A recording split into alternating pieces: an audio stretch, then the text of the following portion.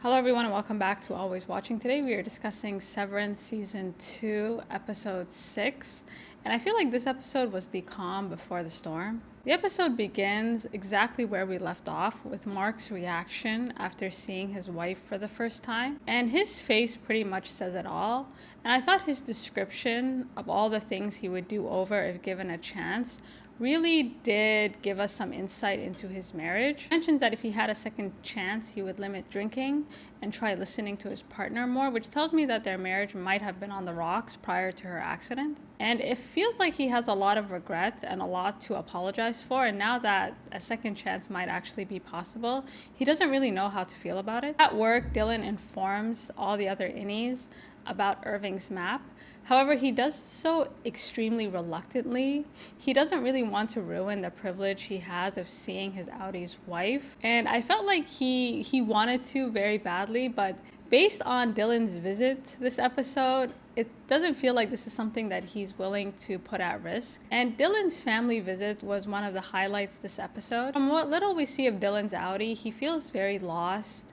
And these interactions between his innie and his wife might actually save their marriage. It's very sad to think that Dylan's Audi had gone through so many phases, and the one thing that he is good at, he's not even really aware of. Outside of his wife, it doesn't appear that Dylan's Audi really has any friends. And this is something I've noticed about this team when we follow them in the outside world. They're all very isolated. They're all very alone.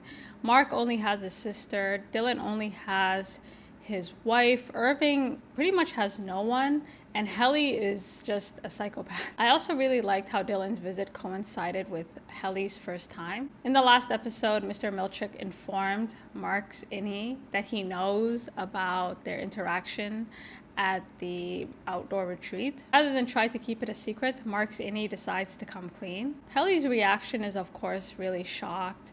She doesn't really know what to make of it. And watching, I really have to appreciate her performance, because it does feel like we have Helly's innie back, and she just feels like there's nothing that she can do. And I felt that Mark and Helly's interaction this episode felt a lot more authentic. Like, it did feel like a first time, even though it was Mark's second time. This time she was able to give consent. And a running theme this entire episode is whether or not innies are their own people, whether or not they have souls. And I think that's what Helly is struggling with. She sees herself as a separate being. However, she's not sure how to really resist her Audi's power. After they sleep together, Mark starts to experience side effects from his Audi's integration. And I thought watching Mark and Helly speak to Miss Wong was really funny, because if you look at their hair, especially Helly's hair, like the way she was standing there, it was very clear they were together, but Miss Wong can't really tell. Like, maybe Mr. Milchick could tell, but she was just totally clueless. And the fact that she was in charge for literally a day, I mean, no one was working. Like, throughout the episode, the innies were left to their own devices. The only time we kind of see someone work is Mark, but he seems very distracted. After his performance review, Mr. Milchick is basically going through an identity crisis, and he has to figure out how to grow from here. Does he try and continue giving these innies some humanity, or does he strip that away from them? I thought his interaction with Miss Wong was one of the highlights this episode. He throws shade at her, and he lets her know she's flying a bit too close to the sun.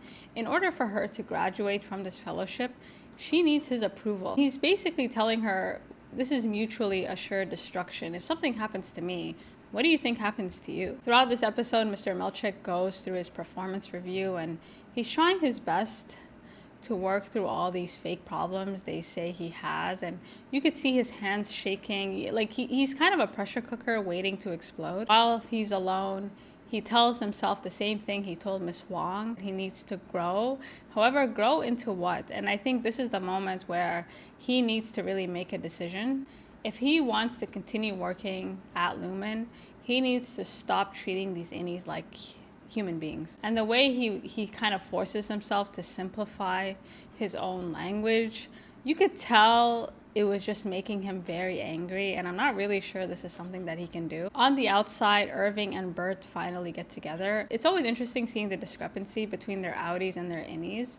Bert's innie seemed very sweet, but his Audi just feels very conniving. I do suspect that Bert told Lumen that Irving was at his house before they decided to break into his home and go through all his things. Like, something about Bert's Audi doesn't sit right in my soul. This whole dinner felt incredibly unsettling. Bert tells us that the reason he got severed is because he's a bad person who had no chance of getting into heaven. Now, I don't know if they were just drunk, but Bert's partner mentions how he had been working at Lumen for 20 years, even though the severed floor opened only 11 years ago. So it seems like what we know about Severance on paper might not be correct. At this dinner, they also hint at the fact that Bert has had other affairs with other people he has worked with at Lumen. And I think the highlight of this entire dinner was this whole conversation about innies having souls. And it did occur to me that once Mark reintegrates, Mark's innie will be gone, or at least like the innie that we know today. And that really devastates me because his innie is actually far more likable than his outie. There's a lot of debate regarding the ethics of severance. However, once a person decides to get severed, what obligation do they have to their innie? Throughout the episode, we can start to see Mark's innie experience the effects of reintegration. Like, he can actually see into Mark's apartment. He starts to see what's in his fridge. And Mark's outie is not 100% convinced of reintegration until he bumps into Helly. And the way that Helly approached Mark's outie was really eerie because she approached him like he was the innie. And we know from following Mark, his innie and outie are two different people. Mark's outie is not as naive and trusting as his innie. The way that Helly was talking, I got the hint that she was pregnant, talking about whether or not you wanted to meet the parents. And the way she kept looking at Mark, it's almost the same way Miss Cobell would look at Mark. Like, it was hard to tell if she was flirting with him or if she was trying to figure out if he could recognize her, if he was reintegrating. Like, Mark is not really sure what she's doing or why on earth she approached him, but it spooks him enough to want to finish the reintegration process. And I don't know how y'all feel about this doctor, but this doctor is really annoying.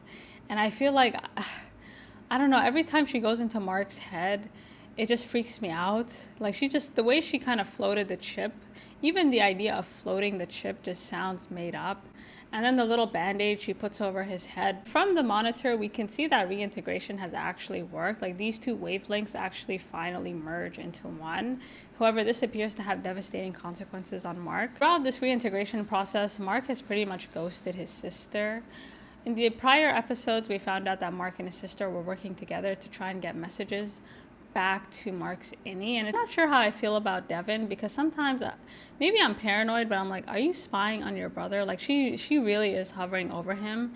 And maybe because she cares about him a lot, she's pretty much the only friend that he has. And she comes up with a not so bad idea of contacting this lady she met at a baby retreat in the first season who appeared to be severed. Fortunately, Devin's idea comes too late because Mark has pretty much decided to do this all by himself. And the way that Mark collapsed on the floor was really concerning because from what we know of Petey, he barely survived integration. And so, I don't know, did we just see the death of Mark's innie? How the episode ends. So you guys let me know what you think, and until next time.